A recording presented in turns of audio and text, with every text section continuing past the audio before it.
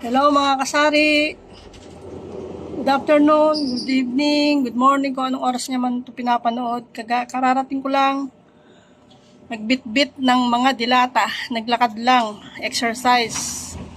Mahirap naman yung senior na tayo, wala tayong exercise. Konti lang naman yung pinamili ko, pandagdag lang sa mga display ko at wala na akong mga dilatang iba, konti na lang naka-display. Hindi naman kasi ako namimili ng madami. Katuwiran ko, ayoko na nagtatagal naka-display ang mga paninda ko. Total malapit lang naman ang bilihan o kaya sa bayan. Pero dito malapit lang, walking distance. Kaya binitbit ko na lang kahit mabigat, kinaya para hindi halatang senior, di ba? Malakas pa. Nakakaya naman kasi na ipa-deliver natin yan na isang bag lang ng dilata at saka konting paninda.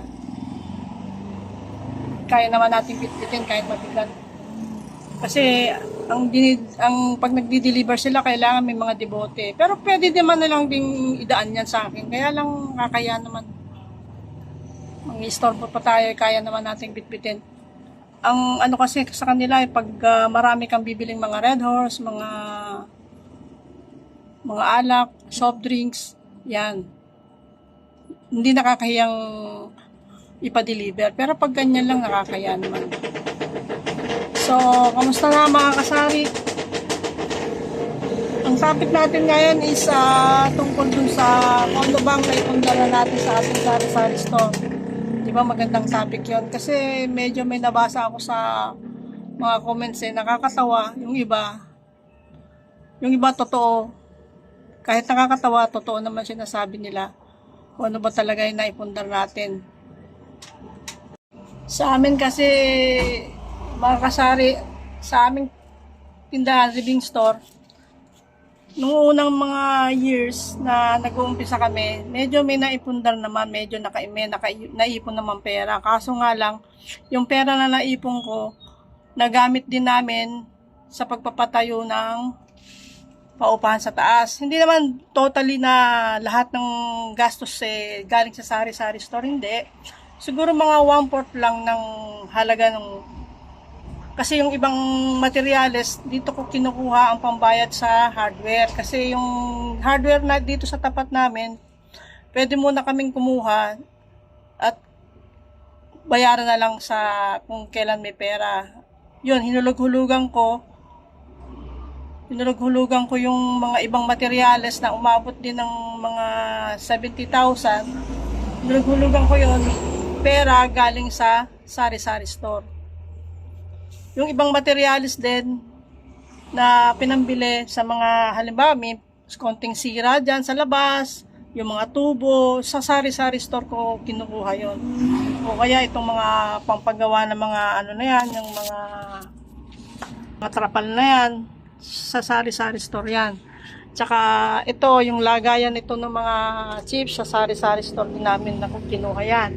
Tsaka lahat ng ito, mga estante, yan, lagayan ng mga candy, lagayan ng mga biskwit, yan, katas ng sari-sari store namin. Lahat ng mga gamit dito, yan, ito, sari-sari store din. Unti-unti ko naipundar. Yun nga, sandali lang ha. Saka ito pa mga kasari. Yan. Yan, lagayan na yan. Hulug-hulugan ko yan sa mga ahente nagdadaan. Natapos ko. Mahal din naman yan kahit kanya, alam nyo, pag hulugan pala, mahal talaga, no? Buti talaga pag bibili ka ng cash, pero hindi naman natin kaya mag-cash eh. Kasi siyempre yung pera natin, nilalaan natin sa ating tindahan. Hindi natin pwedeng gastusin ng ganun-ganun lang. Kailangan, kung ano man yung kinikita ng tindahan natin, ilalagay natin dito. Makakaipon ka rin naman mga kasari. Depende rin naman din sa location ng tindahan mo kung malakas talaga.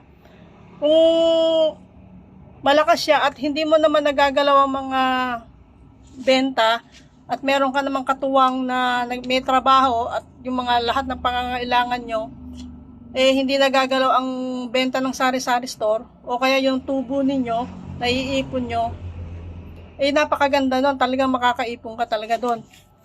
Makakapagpundar ka kung anong gusto mo, lupa o mga alahas, kotse. Makakaipon ka talaga. Pero kung ang sari-sari store, na hindi naman gaanong malakas ang benta at doon mo pa kinukuha lahat-lahat ng pangangailangan mo, lahat, palagay ko makakaipon ka rin, depende rin sa paghawak yun eh. Makakaipon ka din pero hindi kasing laki, makakapundar ka din pero hindi kasing laki ng pundar ng iba na hindi nila ginagalaw yung kanilang mga tubo. Tinatabi nila para maibili nila ng mga gusto nila. Gusto nilang bumili ng lupa, maghulog sila ng lupa, maghulog sila ng kondo, pwede. Kasi hindi nila nagagalaw yung tubo nila eh. Dahil ang kanyang kapartner o kaya asawa, siyang gumagastos sa lahat-lahat, pagkain nila, tubig, kuryente. At kami dito, mga kasari, dito rin kinukuha yung bayad sa kuryente, sa tubig. Kasi ako, retired na ako na OFW. Siyempre, yun na lang, lahat ng naipon ko, dito ko nilagay sa sari-sari store. Yung pagdating ko, nagpagawa agad ako ng sari-sari store kasama ng kwarto, kusina, banyo, para dito na ako. So, lahat ng naipon ko, pati yung mga naano ko sa nilagay ko talaga dito sa sari-sari store. Kaya dito ko kinukuha lahat ng pangangailangan namin ng mother ko. O pag dumating pa yung partner ko, kasama na rin siya doon. Pero okay lang, kahit papano nakakaipon pa rin naman. Lalo na nung una, nakalakasan. Eh ngayon, hindi na masyado siyang malakas. Pero salamat sa Diyos at nakakaraos pa rin kasi dami na eh. Pati yung bakery dito na ginawa na nilang sari-sari tindahan eh. Pati yung kabila, pati yung tindahan ng isda, may mga paninda na rin mga dilata. Eh, wala tayong magagawa doon, talagang ganon. Hindi naman tayo lang gustong mabuhay sa mundo. Eh, depende na lang yan sa mga customer kung saan sila bibili.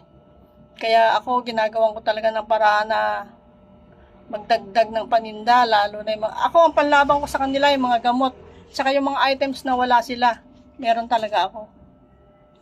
Yun na lang ang panlabang ko. Pero yung sasabihin nating makakapunda ng malaki sa ngayon, hindi siguro. Ang ginagawa ko na lang, sumali ako sa paluwagan. Every week, 500, tapos dun sa isa, co-op, every week, 200. So, kung magsasahod na, yung sahod doon, siyempre, kung ano na ang gusto natin gawin doon, anong gusto nating bilhin doon, yun ang na lang natin, na, kumbaga, naipundar. O kaya, ibabangko na lang. Ganun lang yung mga kasari. Depende rin talaga sa location ng ang tindahan eh. Depende talaga. Kasi kung malakas ang tindahan mo, kahit doon mo pakuhanin lahat-lahat ng iyong mga panggastos, ay okay lang, makakaipon ka pa. Dahil siyempre, hindi mo na mapapansin yun na sa laki ba naman ng mga benta mo araw-araw. Tapos, pagpalagay na natin hindi ka pa umuupa, talaga makakaipon ka, makakapagpundar ka ng mga malalaking katulad ng lupa, kotse, sasakyan. Talagang lalo na pag ang kasari natin ay marunong humawak ng pera. Pero mga kasari ko, ang tindahan naman ay marami kakakompetensya at sakto lang ang kinikita at doon pa kinukuha lahat ng panggastos. Katulad nung nabasa ko, ang naipundar daw na ay konsumisyon at varicose. Tawa ko ng tao doon. Pero totoo yan mga kasari. Makakaipon ka talaga ng konsumisyon din. Makakapundar ka ng konsumisyon dito sa tindahan, nag-stress. Makakapundar ka, makakaipon ka rin ng kaaway dahil ayaw mo magpautang, dahil maraming magagalit sa'yo. Maraming negative ang pagkakaroon ng sari-sari store, pero marami ding positive. Pasensya na, nabubulol yung senior ha. Marami ding positive na ang kagandahan lang dito hindi ka nalalayo. Hindi ka tulad ng hahanap ka ng trabaho, mamasahe ka pa. Eh dito, nandito ka lang sa bahay. Anong oras, anong buksan mong tindahan mo, okay lang. Enjoy din naman kahit na ano. Ang sinasabi ko mga kasari, depende talaga. Depende sa location ng tindahan mo, kung makakaipon ka ng makakapundar ka ng magagandang items, depende talaga. Halimbawa, maliit lang yung sari-sari store mo, doon mo pa kinukuha lahat-lahat. Napaka-imposible yung makapagpundar ka doon. Lalo pat may mga anak ka nag-aaral, doon mo kinukuha lahat, baon. Pero kung ang sari-sari store mo ay napakalakas, talagang makakapagpundar ka doon. Tapos hindi ka pa doon kumukuha ng mga pangangailangan mo. Merong kapartner na nagbibigay sa'yo ng pambili ng pagkain nyo, pang kuryente nyo, pang tubig nyo. Talagang makakapagpundar ka. So, depende na lang talaga kasi mga kasari sa ano. Depende na lang talaga sa humahawak. So, yun lang mga kasari. Ang gusto ko lang, pinakita ko lang sa inyo kung ano yung mga naipundar ko, kung ano yung mga... proud naman ako dyan kasi galing din sa pinaghirapan natin, di ba? Kahit na malit na bagay lang yan. Pero yung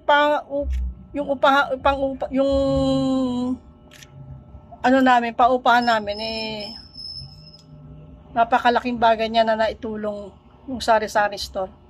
Nagpapasalamat ako sa Diyos na kahit hindi gaanong mabenta ngayon, nakakaraos kami ni Alfonso. Di ba Alfonso?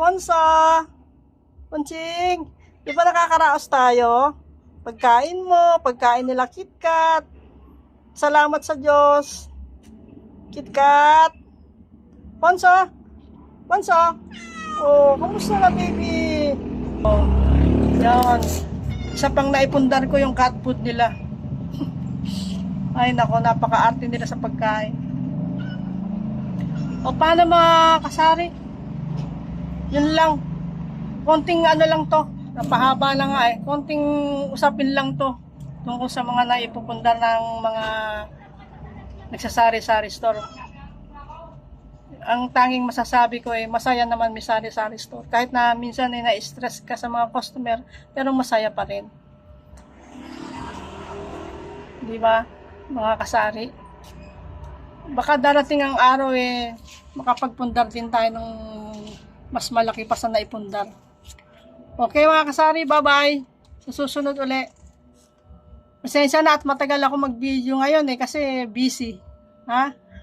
O, huwag natin kalimutan mga kasari, hindi pala. Depende pala sa inyo yon, magpautang.